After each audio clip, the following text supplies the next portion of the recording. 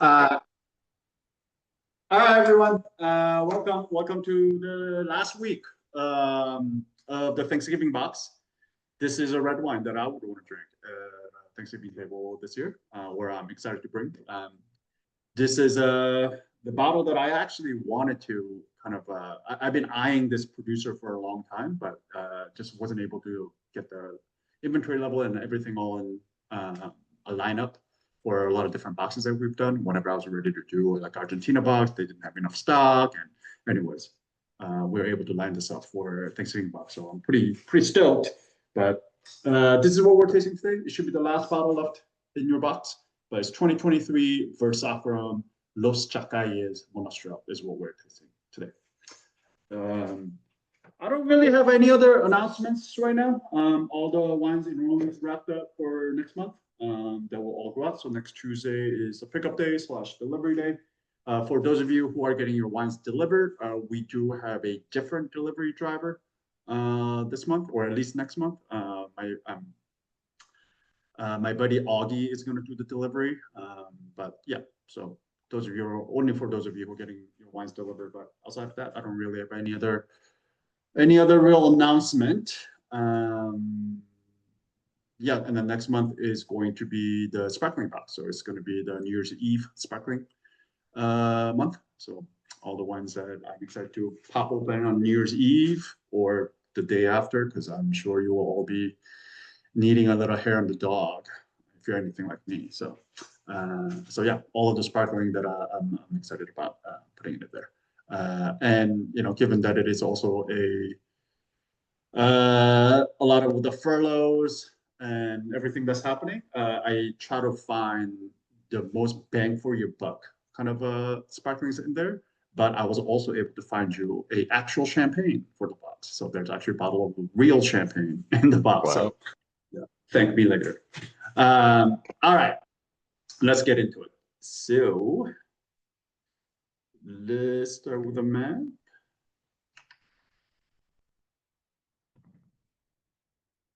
Here we go.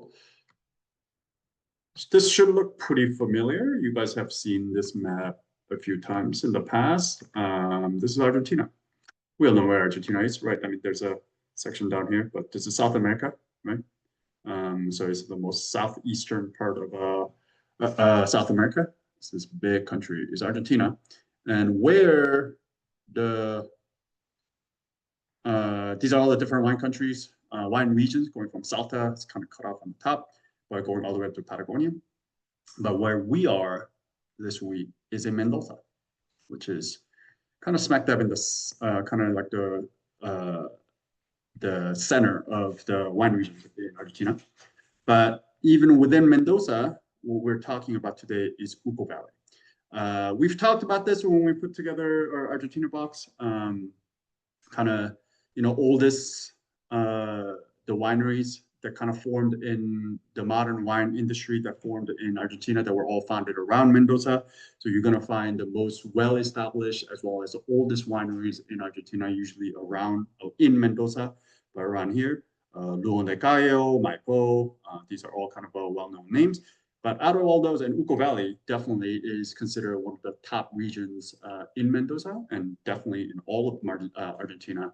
And when people are talking about Argentinian wine, oftentimes it's Malbec, you're definitely talking about Uco Valley, or you're considering Uco Valley as one of the top regions in all of Argentina.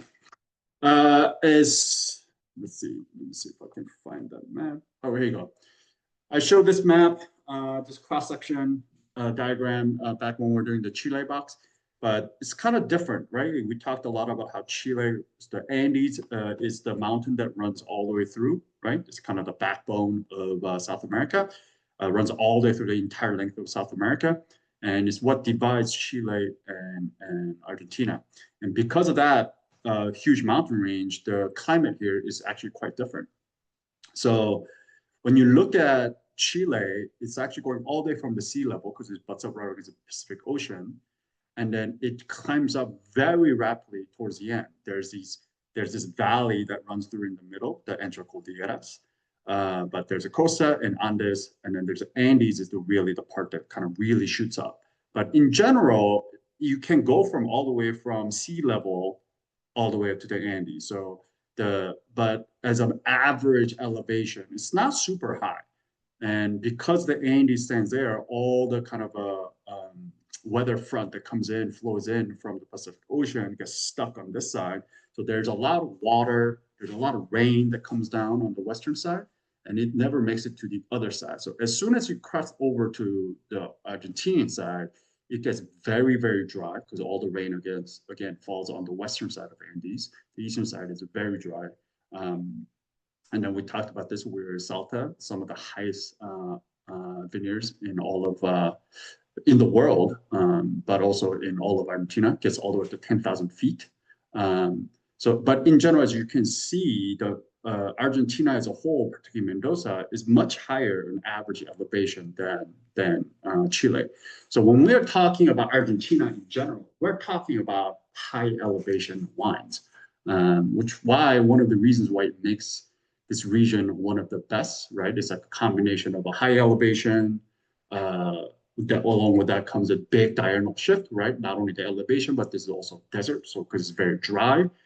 As you know, desert daytime temperature versus nighttime temperature, huge swing, right? So big diurnal shift, all the alluvial soils from all the glaciers that shot up and kind of melted and formed this kind of soil here. So alluvial soil, and a long growing season here, over 250 sunny days a year, very little rain. All of that combined makes for a really, really ideal condition for growing grapes. And that's one of the reasons why a lot of French people, a lot of French and European countries have made huge investments in Mendoza and Argentina, as well as in Chile, but particularly in the Mendoza area because of all the combination of all those things. Mostly known for Malbec, like I said, but you're going to find some Bonarda, you're going to find some Semillon, some Sauvignon Blanc, some other things growing here, Chardonnay definitely as well. But really what they're known for is Malbec. But within, and when you look at this map, even within all of that, right, everything that I said about high elevation, big diurnal shift, dry and all of that, but particularly Uco Valley is up against the actual Andes. So this is also higher in average elevation than the rest of Mendoza. So Mendoza, obviously known for that kind of really big, is capable of producing really big, powerful, rich Malbec because all of that sunshine and UV rays, and is able to, like the ripeness is not a problem here, right? In fact, if anything, the over ripeness, high alcohol, that can be a challenge here. But as you go to Uco Valley, now you're moving up even higher up on the elevation. So you're talking about, on average, higher elevation wine growing site. On top of that, Uco Valley particularly is even higher.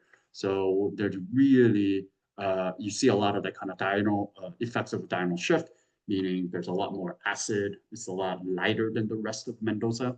One of the reasons why Uco Valley is prized for their wines that are still able to develop all that richness, tannin, structure, and all of that, but be able to keep all the freshness, acid, and all of that. But within that, there's one particular vineyard called Los Chacayes, and that's where this wine comes from. So this is a single vineyard, Uco Valley, Argentinian wine from Mendoza is what we have here today. This is kind of what the actual vineyard looks like. This is actually from the vineyard. So it's a mixture of a limestone and a river stone. So as you can see, just kind of big river stones kind of are everywhere. Like I mentioned, alluvial soil, right? Like a lot of kind of the glacier that kind of popped up as it melted and gave away to land on the soil. All these kind of things were left behind. So yeah, as you can see, this is the Andes in the background. So this is what Uco Valley looks like. All right, let's talk about who makes this wine. It's this gentleman right here, Eduardo Soler, is his name. I have actually met him. He's a very, very friendly, super smiley, really cool dude, fun to talk to. There's not an ounce of ego about him. But yeah, if you ever get a chance to get down there, I definitely recommend that you visit him because he's a fun guy to taste wine with and hang out with. Eduardo Soler and his two friends started Sacrum with the concept of growing Rhone varieties in Argentina. So the stylistic ethos are kind of focused on fresh, low alcohol, lighter skin contact, native yeast, easy drinking kind of wines is what we're talking about. Because so much of wines that are here is, right, like I mentioned, very rich, big, powerful, tannic, Malbec, big wines. So he just kind of wanted to move away from that, work with a different varieties that he thought was going to do well here, which are Rhone varieties. And in case you're not familiar with what Rhone is right against the Mediterranean in France, in the south of France. So we were another place that's warm and dry. So we figure if the varieties do well there, it probably should do well here in Mendoza. And he was totally right. And he also stylistically, he wanted to move away from that kind of rich, really big style of wine. He wanted to make much more lighter contact, lighter skin contact, lighter manipulation, and just bright and light on his feet kind of style of wine. He's an avid mountaineer. He's in fact, he has actually climbed multiple famous peaks, not only in Argentina, but around the globe. He actually worked as a ski patrol in Aspen, as well as in Mendoza for many years. And he even currently manages a small ski resort 2 hours outside of Mendoza. So he's a lifelong mountaineer, avid climber. He came into wine after returning to Mendoza and befriending some of winemakers that were kind of adventurous growers and winemakers who wanted to get away from Malbec, that kind of similar style of big, bold, rich Malbec, and wanted to explore kind of potential of alternative varieties and different styles. And this is what I actually pulled straight from his website, but in his own words, what the word Sacrum means is when the old sent their young to found new villages, bringing grapevines to start new vineyards, they gave off by a ceremony called the Sacred Spring, also known as Versacrum. Since then, the Versacrum is a symbol of the new tribe, new art, new vine. We renew the ancient vow with the audacity to create something new. This is our Versacrum, is his words. So again, we're talking about wine, and as you taste it, as we get tasting, you'll see how this is very different from what you normally expect from Argentinian wine, right? And that's part of why I thought it was beautiful, and that kind of like bright levity to the wine that would be great for Thanksgiving. But yeah, that's what we have here. So what is this wine?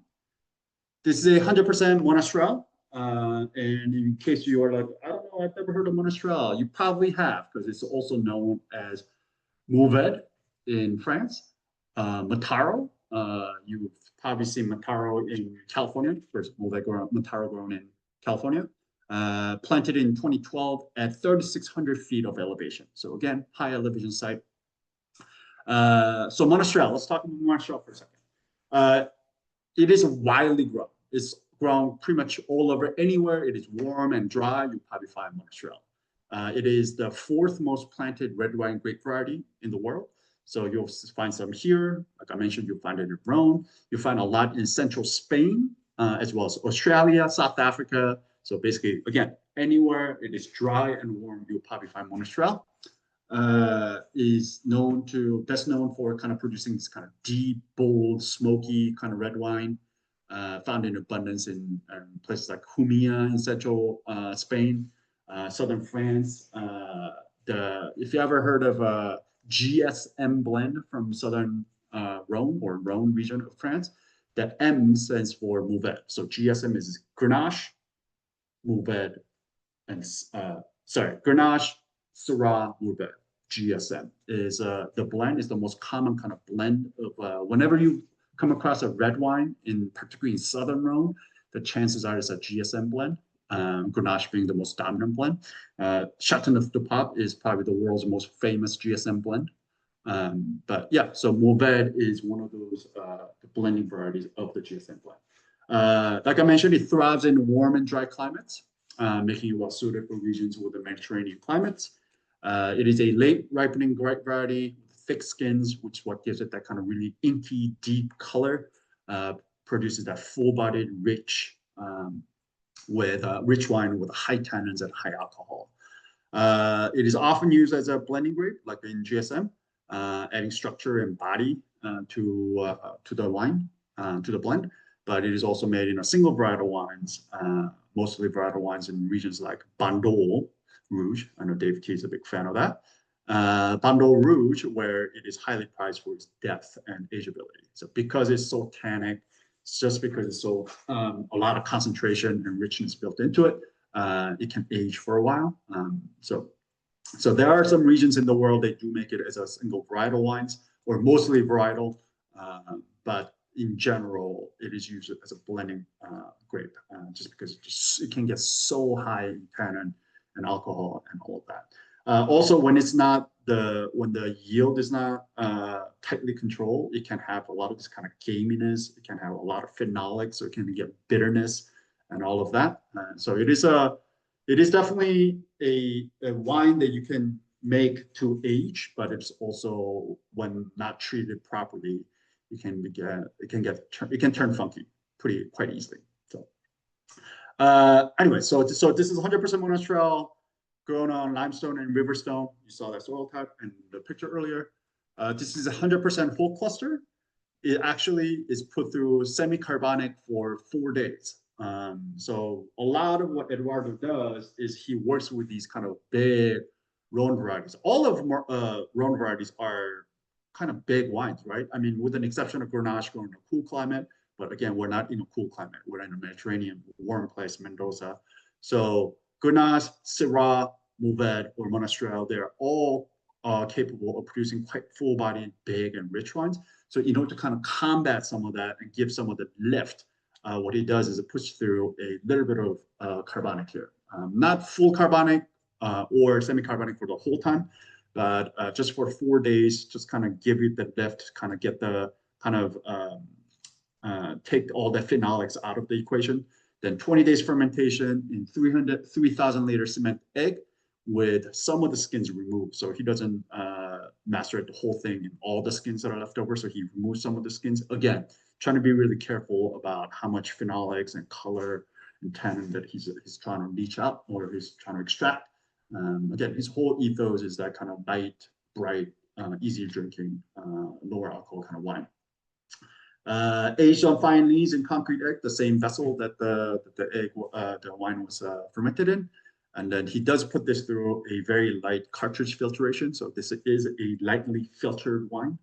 And I couldn't find any information on exact sulfite regimen, but went to bet there's a touch of sulfite just at bottling here. But everything else is all natural fermentation and everything that we talk about in this wine club. All right, that's all I got. Pretty simple, straightforward. Any questions about anything that I just went over before we get tasting it? I saw a chat pop up, Dave. Let's see. I'm not usually one who buys wine at Trader Joe's, but they said, oh, Brookland, Bandol for $18. That is really quite nice. So I bought it already. Oh, okay. There you go. Bandol Rouge is usually not that cheap. It's not a cheap wine. Exactly. Yeah. Any other questions or comments? Cool. Let's taste the wine. Yeah, I don't know how many of you guys have tasted Monastrell, varietal Monastrell in the past, but even the blended Monastrell, like a GSM blend, they're usually very big. So this is something quite different, and that's probably why I like it. I mean, I like GSM blend as well. I like Rhone wines quite a bit, but part of what I liked about this was that. Anyways, let's get to it. Who wants to take the appearance?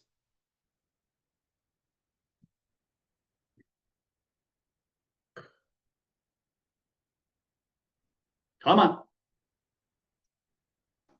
You have so many choices, Jen. I'll do it because, why not? I would say this is clear. This wine is clear. Yep. Medium minus intensity? Yeah. Maybe. I agree with that. I wouldn't call this quite pale. I can kind of see through it and then see the kind of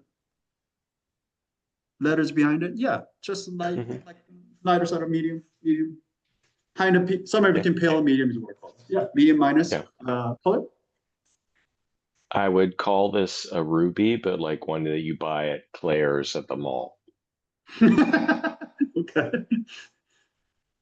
All right, yeah, no, I would definitely call this ruby. To me, this is like about like a very, very a textbook ruby. To me, very Yep. a lot of reddish color. Yeah, actually, Um, lovely color. Yeah. Any other observations? Not really. I mean, there's obviously no bubbles in this, no sediment. Very, very, very clear. Cool. Perfect. All right, you get to pick the next person for the new. I'm not nominating anybody. There's like 7 of us. Who's actually paying attention? I like to play the game to say who isn't paying attention and let me know, and I'll pick somebody who is. No, anyway. How I'm Cecilia? paying attention. All right, Allison, you're in. I Palette thought- is nose is yours. Wait, I thought it was the opposite. Yeah, I know, but I tricked you. I don't like that because I'm really bad at the nose. Okay, well, we'll wait for you to do the palette. Sarah, are you around? Or I'll say that's even more reason why you should do that. Wait, so we can do the nose if we want to. Okay, Okay. thank you, Connor. All right, Kyler. Clean. Yeah, this one is clean. This one is. I will say though, it does smell a little reductive. Does have a little bit of reduction, a little bit of that like farty, little bit of like a little method going on here. But it will blow off. I mean, I just opened mine literally as a right at the beginning of it. If you guys We've had ours if open for. Yeah, we've had I open have for, like, followed your instructions, wow. Ung, and it had nothing. Okay, cool. Yeah. So Yeah, I didn't like we opened it like probably an hour and a half ago, and maybe Cool. more. And yeah, it's pretty much none of that. Not too much. Okay. Cool. So Intensity. one is clean.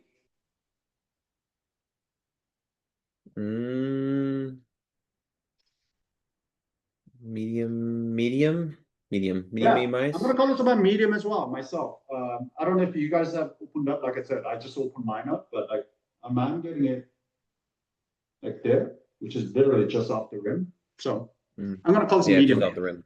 Yep. I thought medium at first, and it's moving a little minus. Okay. You can do the last parts here. Medium intense aromas of. You got. You can do some of this, Margaret. Oh, I'm terrible at this.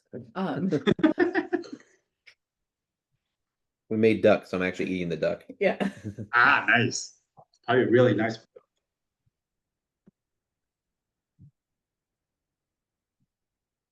I feel like maybe there might be something floral. I think so. Um, I could look for it. Yeah. Maybe like violet. Yeah, little like a violet, little rose, there's some sort I can't. Yeah.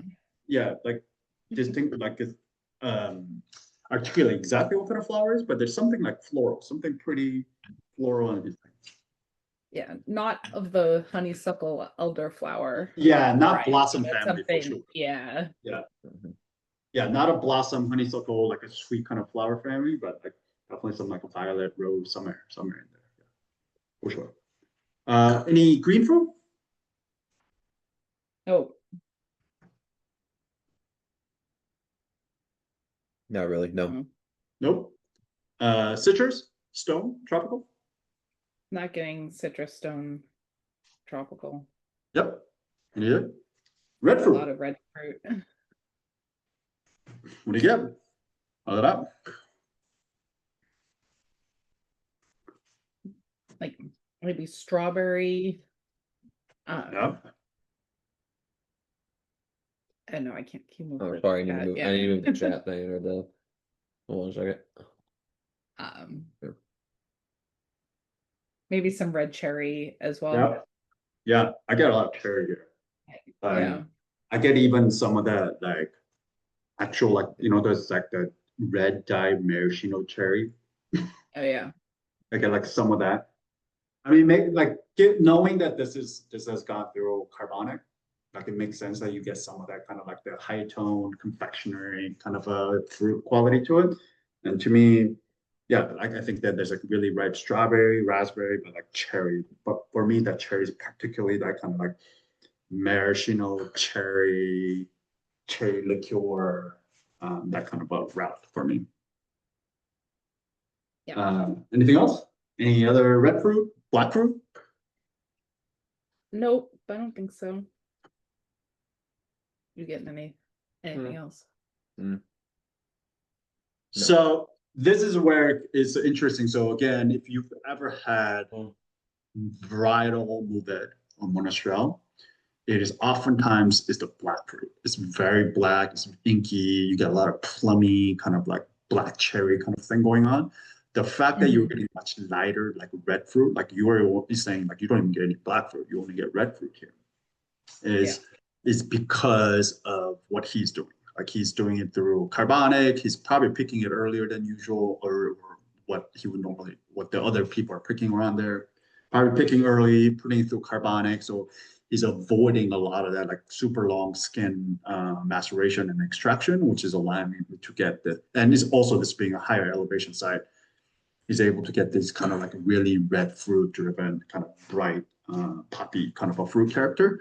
But if you ever get Monastrell, 100% Monastrell, or really heavy blend of GSM, you will most likely get black fruit. Like to think of all the GSM blends. I mean, there oftentimes you get a lot of black fruit. So at least some black fruit, not just the red fruit. So all right. So no black fruit. Nature of the fruit. Is it fresh, ripe, overripe, underripe? Fresh, ripe. Yep. Really ripe. This is not like jammy. This is not dried or right. cooked. That's right. Yeah. To me, this is really fresh, really ripe. There's a touch of like that high tone, like confectionery quality to it. A little bit of some of the fruit, not all of it. Particularly for me, cherries coming out that way. Like I get some raspberry on this thing, which is a fresh raspberry, but I get like that cherry, maraschino cherry kind of a thing. Any herbaceous, herbal, spice? No. So I get some of that here. I get just a touch. A little pepper, maybe. Yeah. Yeah, it may be like a little peppery, and then it's like a peppery kind of a herbaceous thing. Is like to me, there's a little bit of like a cherry cola kind of thing going on here. It's like the cherry / cola, cherry cola. You know how like the colas have like Coke has some of that like herbaceous kind of a thing. To me, there's a touch of that going on here. But in general, still it's very much of this like really red fruit, fresh ripe fruit, like you were saying. Any minerality?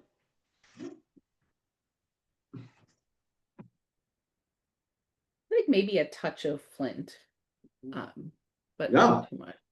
I mean, again, mine is just still slightly reductive. So yeah, it comes off as a little flinty and all of that. But if you're still getting it, that's cool. To me, there's definitely like some whetstone, like a there's definitely some like a touch of like a stoniness here. Not hugely minerally wine, but there's definitely some like whetstone, rivers.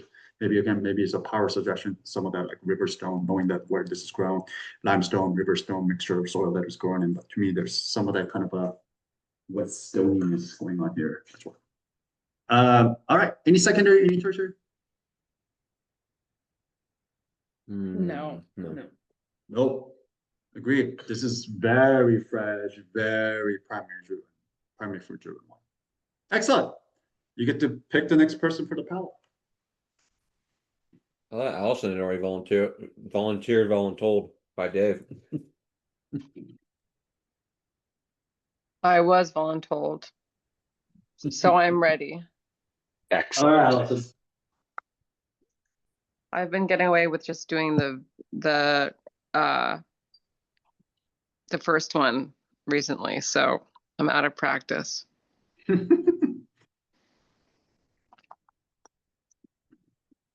And the wine is dry. Bone dry? Yeah. Bone dry. There's like not an ounce of sugar in the thing. No. Oh, the acidity.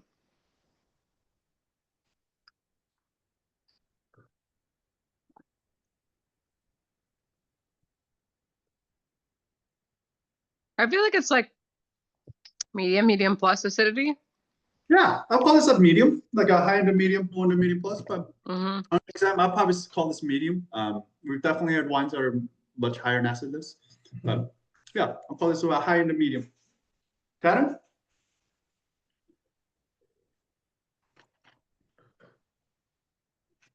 I think I would say medium tannin. Yeah, there's some tannin here, right? They kind of sneak up on you. Like at first Yeah. you're like, there's no tannin, then I'm like, Yeah, more and more Yeah.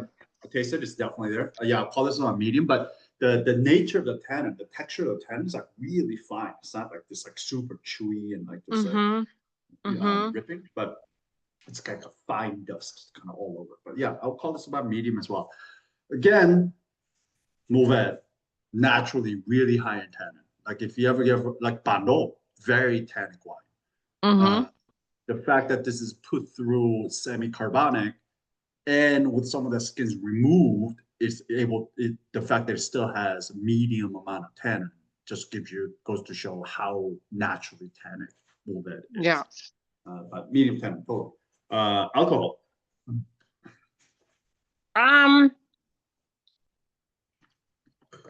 I think it is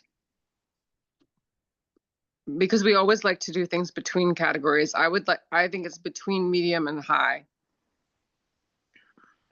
Give me a percentage. What do you think the percentage is? 14. I feel like it's that high. I was thinking like 13. 13. It's only 1% difference in. You can tell though, you drink enough wine. Yeah. You know, 13.2. There you go. Also, Somehow, I'm not sure all the wine I drink is making me smarter anymore. I mean, I think there was like a time where I started getting smaller, and now I might be getting dumber again. I mean, I'm definitely getting dumber with all the wine that I'm drinking. But yeah, I don't know if it's I feel like I'm feeling it more than I feel most weeks wine. Okay. But who knows what that means. Is anybody else perceiving alcohol in this wine more? Like you think it's bigger than 13, or how are you guys feeling? I think that's an exaggeration in my estimation. But All right, so it could just be that I just like had a 24-hour trip to Chicago and I'm off my rocker, and I'm just like, woo, wine. And you haven't eaten much and whatever. Yeah. Right. That's There you actually go. true. I didn't have dinner, and so maybe that might have more to do with it than the actual alcohol level of the wine. But yeah, I'm like half a glass in, and I'm kind of feeling it, which I don't usually, because of how much wine I drink. Yeah. So 13% for, which is in general wine world is right in the medium. It's not super high. Yeah. But in the Mourvedre world, 13 is actually quite low. So like I rarely ever see under 13. I don't think I've ever seen under 13 Mourvedre, and I've seen Mourvedre go as high up as 15, maybe even 15.5. So again, Mourvedre is a very rich, tannic, alcoholic kind of a wine. Yeah. So the fact that he's keeping this at 13, again, this kind of light red fruit driven, this only medium tannin, like all of that is a very stylistically different touch of a Mourvedre than this is. Okay, so medium alcohol, body.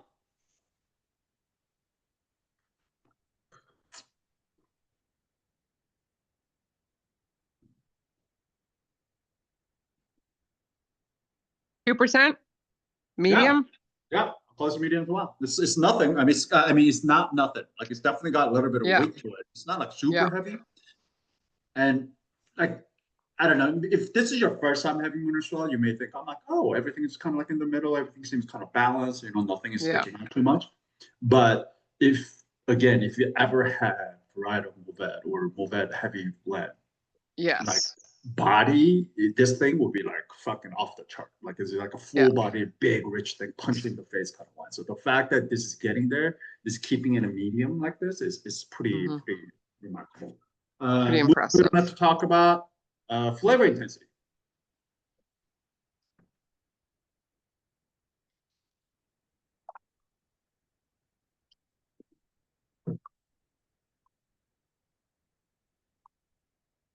I feel like I could give it medium plus, maybe.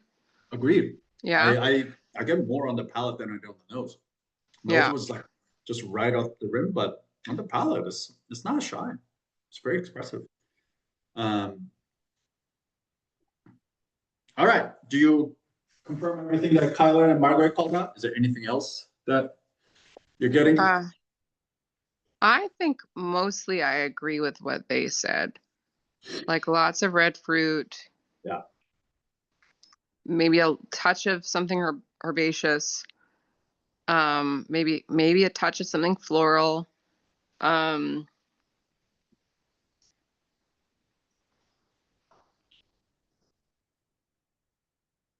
But yeah, I think it mostly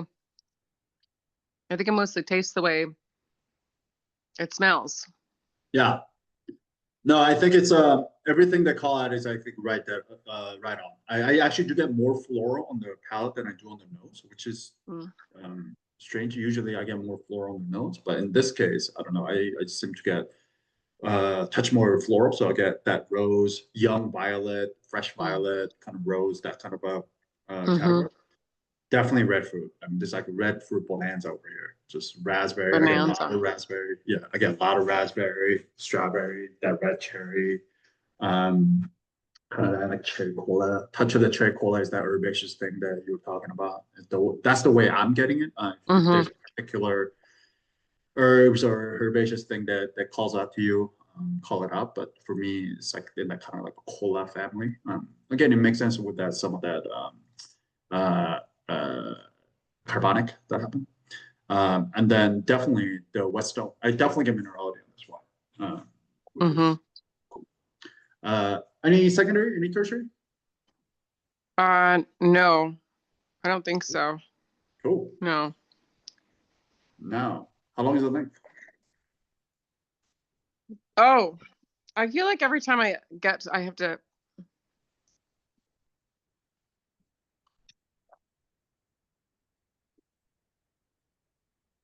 I would say it's pretty long finish. Yeah, agreed. Yeah. I like that. I'm gonna call that medium plus as well. But the length keeps going. Initially, it's all that like flower and then the red fruit that hits you, but then that's kind of the herbaceous savory kind of sticks around, and then the cola and then all that Westone like minerality sticks around. Yeah, I'm gonna call this medium plus as well. All right. Bring it home for us. How good is this wine? Very good.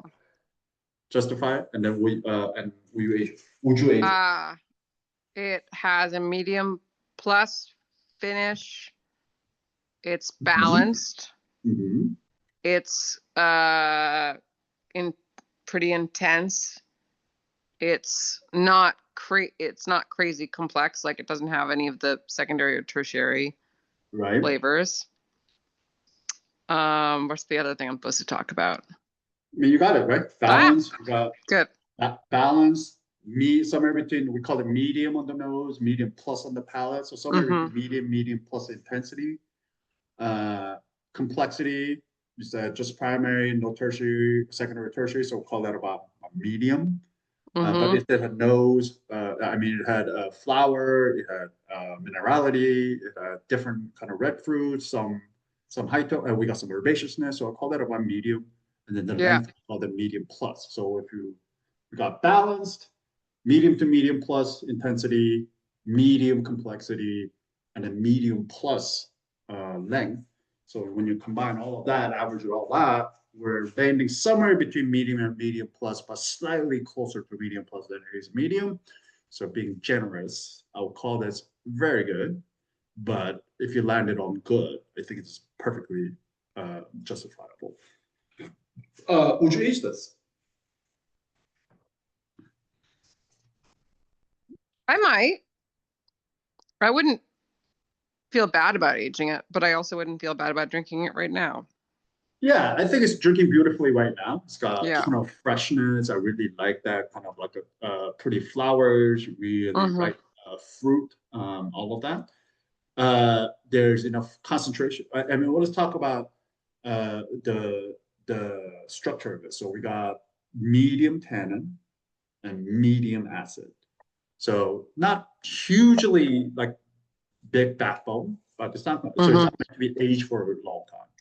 But could it be aged? Would it improve the little bit of aging? Let's say, like, if some of these fresh primary fruit and flower to switch over to some of the tertiary, non-fruit, savory, kind of gamey, perhaps. Because Mourvedre in general is known for its kind of like a gamey kind of a thing, especially with age. So if we added a little more complexity to it, right? Because one of the things that we were lacking is that it was the only thing that we call squarely medium. Everything else we call the medium to medium plus, if not medium plus, right?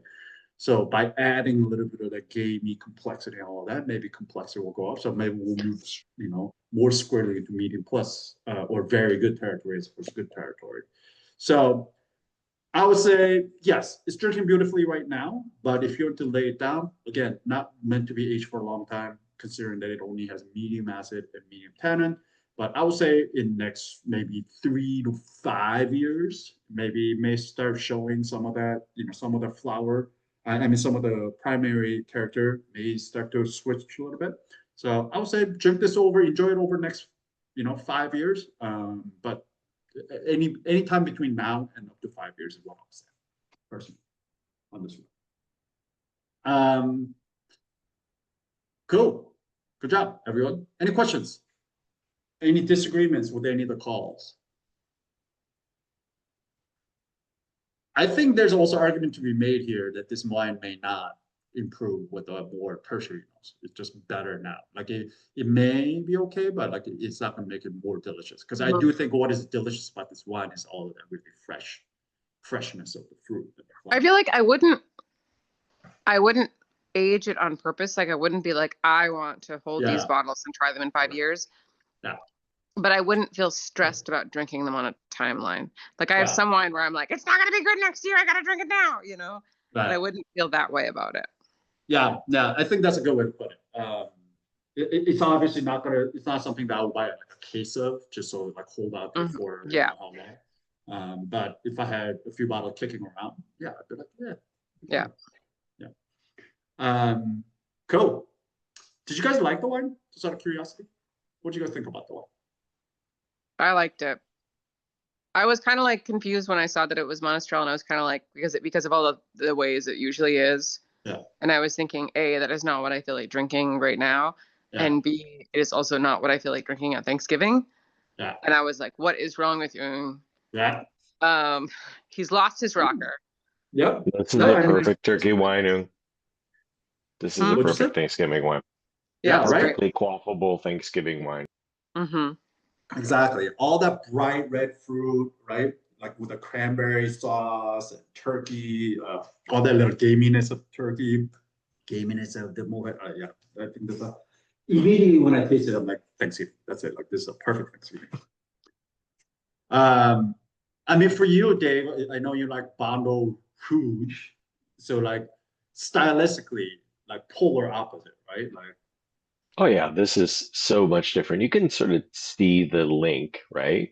Yeah. This is like between a Bandol and a Humilia for me. Right? And obvious, that they're a lot related, but I was super shocked this is an Argentinian wine because they're all like punchy in the face to me. So this is lovely. Exactly. Yeah. Exactly. It's part of the reason why I love this producer because they're doing something different. They're trying to showcase a different stylistic expression of that region or the different varieties in the region. So all cool stuff. Cool. Let's play everybody's favorite game. How much do you think this wine is on a retail shelf? How much would you be happy paying for this on a retail shelf? Argentina, small producer, right? Rather lesser known grape variety. Here at least, but pretty well grown everywhere. What do you think? 25, 26? Almost done? Then you almost done? You almost done? You just need to get in the shower. Anyone else?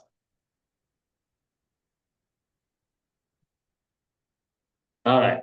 So this one on a retail shelf would be, you guys are pretty close, $24.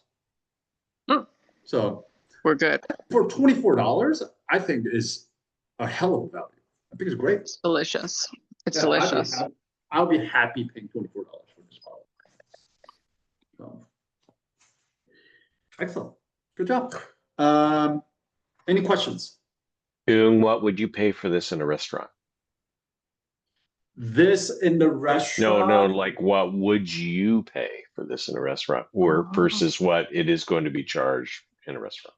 What would you feel happy paying for it in a Yeah. restaurant, Un? To me, this is like a $50. Okay. Yeah, Mhm. yeah. Like a 40, $45, $50. I'd be happy. I'd be very happy if I got this 45, 50. Got it. Sounds about right. No. Any other questions?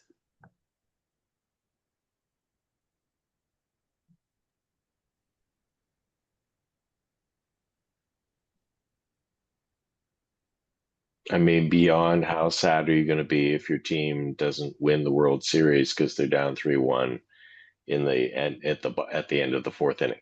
Just wondering. It's just only the fourth inning, you know. Crazier things have happened in baseball. So I think we need a bet. Oh, I didn't even notice you're both wearing the hats. yeah. Wow, look at that. The terrible hat that that guy's wearing over No, I have the City Connect one though, so that's cooler, right? there. My wife asked me what City Connect was, and I'm like, I don't know what that actually means, but that's what that design is. So it was a Major League Baseball thing. I don't know what it is. Is the game happening right now? I feel dumb for asking that. It but- is. Yes. And here we are doing this wine club rather than you guys watching the game. I mean, some of us are multitasking. Oh, Yeah. okay. Yeah. Un is I'm really also hoping writing that- a briefing note at the same time, Allison. I'm Oh my amazed. gosh. It's Wow. game 5 and game 3 was 18 inning game. I heard it was crazy. I haven't watched any of them, but I It heard it was crazy. a fucking wild ass game. That's so. What's your bet? What's your bet, Un? Come on, put something on the table. What is my bet? Yeah. Yeah. No, we have to do a wager. You know, if I the governor think- of California and the premier of Ontario can do it, then I you can do think- it too. I think the Dodgers are going to take it in game 7. Okay. And what are you willing to put on that? Oh, what am I putting on it? Yeah. Money, Un. It's got to be wine. Yeah. What am I win to? What are you wagering me Wagering You have to you? wait. if Wagering. my team Yeah. wins versus your team winning? That's what I would like to know.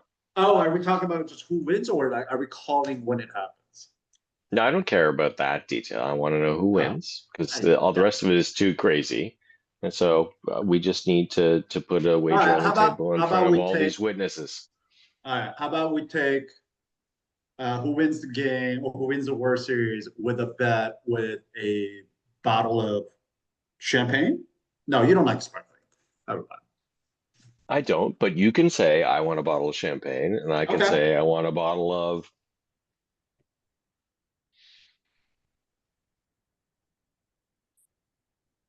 I like the stuff from Ischia. You like from where? That stuff we got from Ischia in Italy. Oh, okay. Naples. Okay. I mean, it's not a very fair trade. Maybe 2 bottles of Ischia versus Yeah, one I was bottle of gonna champagne say. or I was whatever. gonna say you're getting the bad end of this deal. I know. Yeah. I know. It's like I could get you more than that. Fair. Okay. Okay. All right. Done. Virtual Virtual handshake. Yeah, there you go. We have all our witnesses. We lost All right. people over that whole discussion. It's awesome. Perfect. Yeah, with the 4 people as our witnesses. Yeah, I Exactly. witnessed it. You guys will hold us accountable. I have no doubt. We will. We will. Yeah. Well, I'm gonna Yeah. go because I have to work on my precious child's costume. Oh, exciting. What is it going yes. to be, Allison? So Isla is going super creative this year, super unique, and she's going as Rumi from K-pop Demon Hunters, As one does. as Yeah. one does. Can't get that damn song out of my head. So Oh my gosh, it's so funny too. So I read an article about it in the Wall Street Journals, which was because of course at least every like 50% of elementary girls want to be K-pop demon hunters. And there really aren't very many costumes available. And I was like, this is such a miss. But apparently Netflix did not know that this was going to be a crazy hit. No, they The did way not. they And did it for took a long Frozen. time for it to put together, right? Yeah. And so they didn't set it up like I think they knew that Frozen was going to be a hit, and they had all the merch lined up and all the everything. And they're like trying to catch up with K-pop demon hunters because it's been such a runaway, you know, it's ridiculous. Yeah, but isn't so that they don't just have any like stuff. short skirts, tall boots, and Yeah, pointy shoulders? there's I like think you a can probably lot do of. okay. So Isla wants to wear the golden outfit, so she Okay. needs high-waisted white shorts and a white high neck crop top. And the trickiest thing is that the black leather sequin jacket, we're not doing sequins, we just can't. And it has all kinds of gold bedazzlement. Yeah. So I bought a bunch of like just random gold shit, and we figured out where to affix it, but some of it needs to be like sewn on, and so I'm sewing it on like the absolute domestic goddess that I am. And Well it's done. almost done, but it actually ended up being like, if you want to be somewhat faithful to the costume, it's actually pretty complicated. It's got a lot of parts. And then, I and to say haven't nothing done. of her purple hair. The purple hair is gonna just absolutely Well, it's destroy pretty me. easy if you draw it too, right? Mm-hmm. Harder if you actually do it in real life. Right. Yeah. Right. Yeah. Yeah. So anyway, I gotta Or a finish sewing computer it draws it or whatever. Yep. or whatever it is. So we'll Yes. see. That's my project for today. I'm just so happy to see my people being represented in this. That's what you should. And you know what? Yeah. Like, they are getting out there now. It's quite, I mean, the whole backstory behind this, how long it took to put together, and it's pretty awesome. And some of the voices that are in the show, pretty cool. Yeah, and then the woman who played Rumi also wrote the song Golden. Yes. She pretty much was about to give up on music altogether, and then this took off.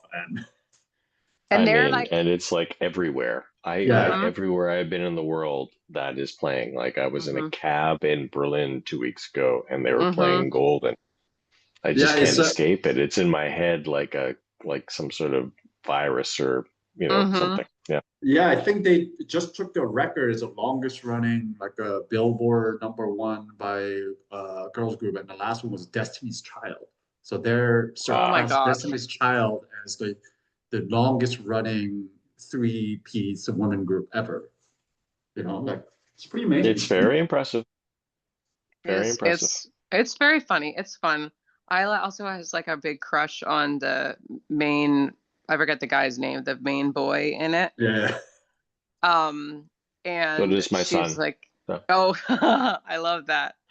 And she gets like super embarrassed. Like when he comes on the screen, she gets like really like, she doesn't like, she can't look at, she's so embarrassed. And honestly, what it reminds me most of is my reaction to Fox Robin Hood, who was like so cute.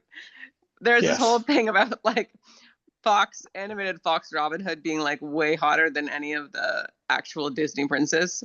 Like I can't explain it to you because I'm not into furries. It's the like, voice, it's not Allison. that kind of thing. It's the voice. And he's so and he's so flirty and sassy. He's got good banter. Yeah. So there's a whole generation of us millennials that had a crush on Fox Robin Hood. Yeah. Anyway, but it feels similar to me.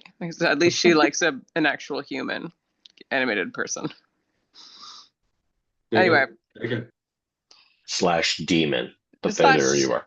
/ demon, right. Something to look forward to, Alice. the heart wants what it wants. Oh boy. Yikes. The Asian men get the limelight, in the main media. So Yeah. I'm all about it. Yeah, that K-pop is really coming into its own. Yep. In the US at least, yeah. They call it. It's amazing. K food, the K-pop, the K cinema. It's all coming. Coming for you. Coming for you all. I understand. Entirely fair. All right. I will say goodnight to you. Enjoy the rest of the game if you get to watch it. Good luck with your sewing, Allison. Thank you. Bye. Bedazzle away. I will. All right, What's up, you're Cecilia? still down 3-1. So Cecilia. I've been half working, so half paying attention, but Yeah. nice to see you all. Good to I see need you a new too. job. Yeah. You're there. Yeah, very burnout. Yeah. Yes. But I'm going to I I'm think, going to LA next week for a conference, so that'll be hopefully nice it'll be little break. very sad there. Very, very sad. Game 7. Calling it. Game 7. Calling you. Game 7 in Toronto, dude. Yeah, I know. I don't think they're gonna win it. Loud AF there. No, the last 2 games are in Toronto. This is the last game in LA because they have home field advantage. So it's 4 games in Toronto, 3 games in LA, and so I guess we'll see. I think they're gonna give one to the Blue Jays to keep it exciting. I think so. I think so. That's entirely fair. We just didn't want it to be a whitewash, right? Yeah, exactly. And then we don't want to make it too exciting by going to 8, but it's 7. Yeah, and 8 would be what we had in game 2, right? Yeah. It's a really good series this year. It's super exciting. Yeah. So far, it's been really good. Because sometimes they suck. Yeah. Yeah. So, yeah. I know. Excited. After Anyway, game 3, I just feel like everything is just kind of like boring now.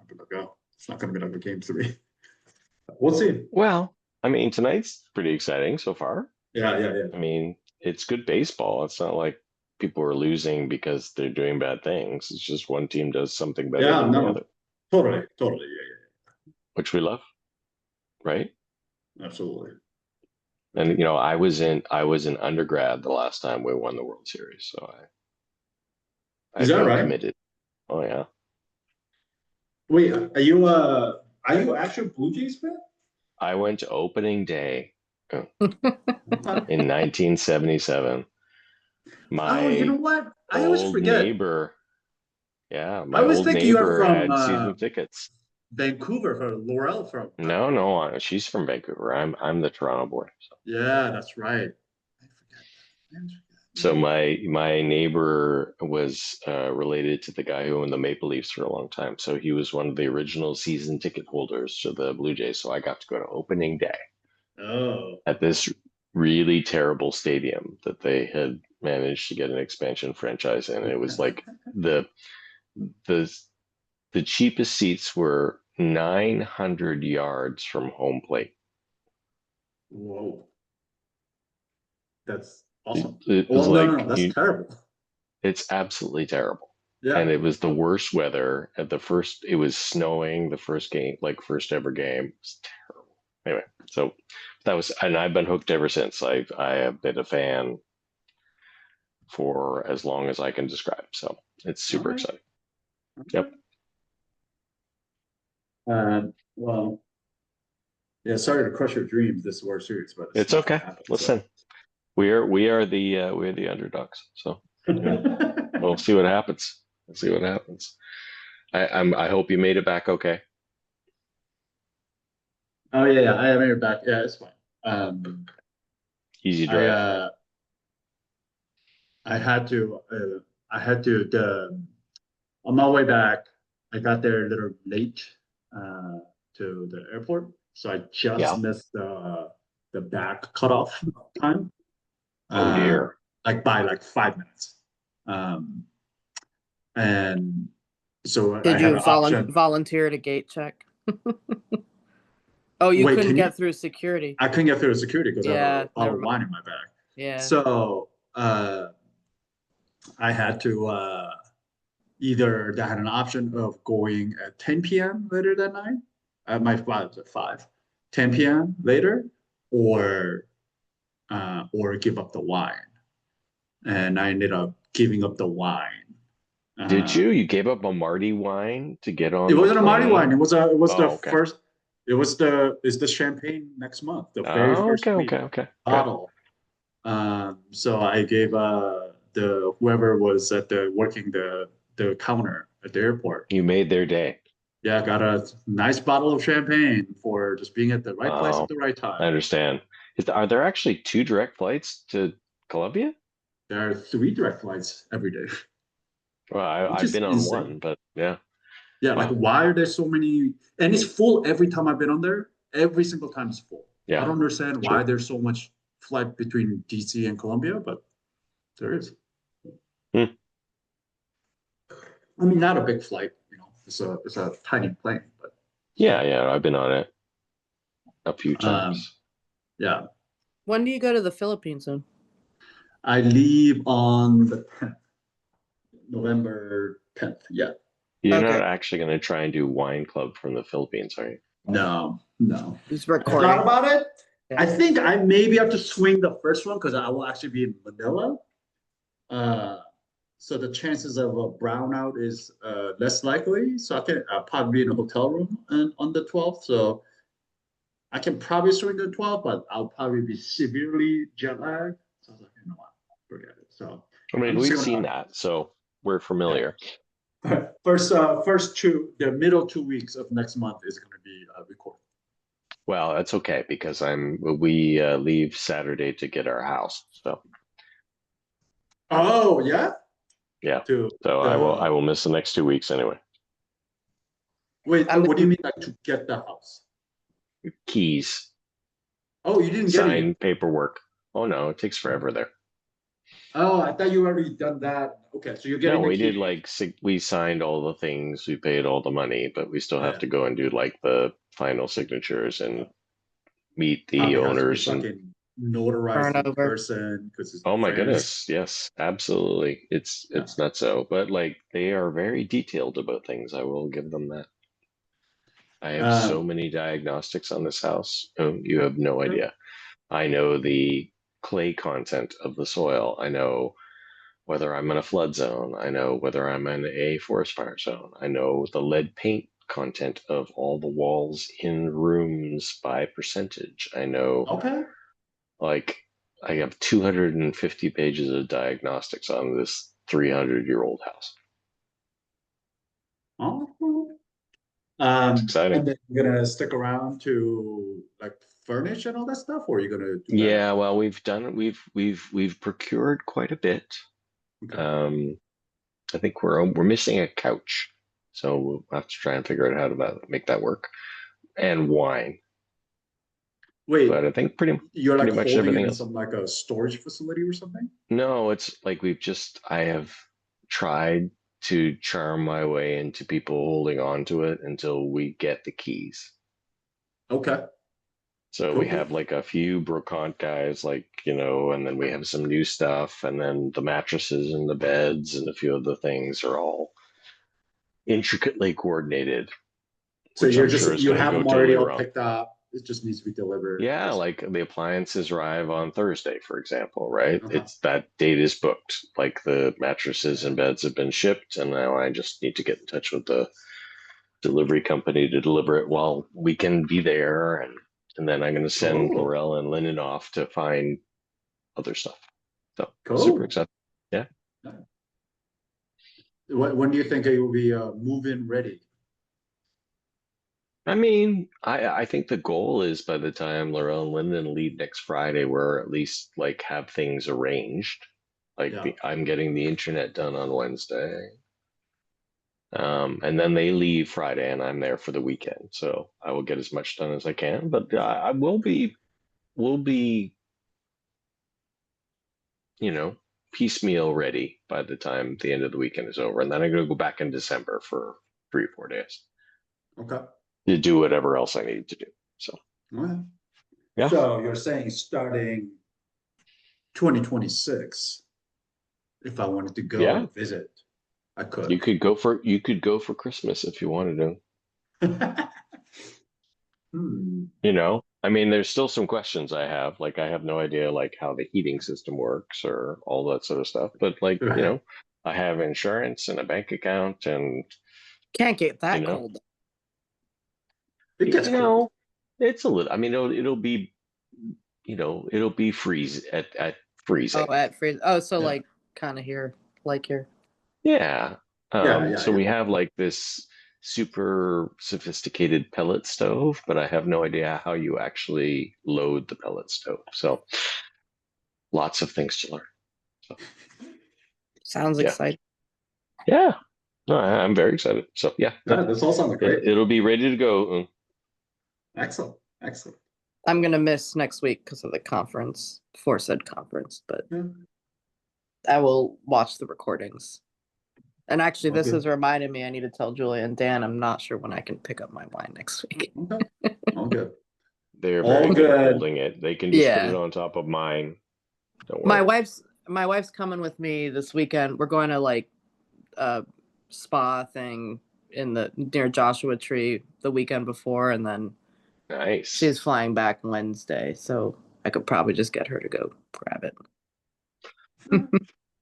I mean, they are very kind at holding They've really my wine for weeks usually, so I wouldn't worry about it too much. Just Yeah, they have. apologize profusely, and I will bring them back some foie gras or whatever, which is not going to work for Julia at all. But anyway, Dan will love it. Yeah, I was just gonna say, I'm like, Julia's gonna be like, what am I gonna do with this? No, I don't know Dan what will be like sneaking bites of it. Yeah. I don't know what they would want from LA, but I could figure something out. I have no doubt. I can't bring Korean barbecue back with me, I guess. That would be weird. I mean, you could. I mean, you could be I quite mean, creative. But I I brought indigo from here down to South Carolina to Oh, Columbia really? this last trip because that's like Really? Jocelyn's favorite neighborhood restaurant. Like that's one indigo, thing- as in Indian from the hill. Yeah, You know, yeah. The other half of their family is Masala story, right? No, In I don't think they have Brookland. anything to do with the Masala story. Oh no, it was like a schism of the brothers. Oh, Yeah, totally related. okay. That's So, I didn't know that. Is the Masala story still open? Is that still around? oh yes, they're It's doing still very there. well actually. Okay. Yeah. Yeah. So Indigo is her like the favorite restaurant, neighborhood restaurant. And, like it's the one thing that she actually craves a lot. So, Okay. but That's then really last sweet of time you. I offered to bring it to her 2 months ago, and she's like, "That's a dick move. Like bringing Indian food on a plane, like that's I don't know. That's allowed." I mean, you don't know if need to seal things properly. Yeah, so you have a I actually vacuum. had him like, are you like what? I actually asked him before I ordered. I was like, "What is your like a to-go situation? Like, what kind of Tupperware do you put it in?" And then I checked it out. I'm like, "No, this should be fine. Like, it's all pretty tight." No. See, next time, come over here before you leave. And Laurel bought a vacuum sealer. It's her new favorite appliance. So she can just seal up your to-go containers, and everything is going to be amazing. Perfect. You won't even disturb your neighbors. Yeah. Is there no decent Indian food at all in Colombia? We haven't really found. We have gone to one Indian restaurant, and it was fine. Okay. It was fine. Okay. Well, let me ask my our friends down there, because I know that she likes Indian a lot. So. Okay. Yeah. Also, Trevor and I have been trying to meet up for the longest time. That hasn't happened. But we just keep like missing each other. Yeah, it's fine. It's fine. So I It'll told him happen. like this weekend is the only weekend that I have free in November because I'm in the Philippines. And then he is also not available this weekend, so now we're gonna have to kick it down till the December. So well, I'm glad you guys are trying. Yeah. You'll What was laugh supposed if to you be a ever go over to summer their welcome place. drink is turning into like a holiday drink now. Well, it happens. Their lives, their life is very heavily planned. That's all I can say. Okay. Like if you don't get on Lisa's calendar 18 months in advance, you're SOL. So I mean, Trevor can sometimes improvise, but it ain't easy. She's got like one of those wall calendars that's like 8 feet long that she's just got everything. Like she has to live her life that way. So duly noted. This is somebody that this is somebody that Dave, his friend who's in Colombia, who linked me up, and we've been trying to meet up since I moved down. Well, I'm Since glad you you moved keep there. trying. That's awesome. a while. Maybe I just need to come down to make it happen. What do you think? With that. Yeah, that could be an absolutely disastrous evening, by the way, if you know this guy. But anyway, so sounds like a good time. Yeah. Yeah. Anyway, awesome to see you guys. I'm going to go and finish my memo. Really excited about that, and good luck to the Dodgers, down 2 runs. Hey, that's a Sorry lot about to that. you, but that champagne is gonna taste so much sweeter. Oh yeah, I understand. That's fair. Good luck. Enjoy. All right, I'll talk to you guys later. Thanks, soon. Bye. Night. Bye.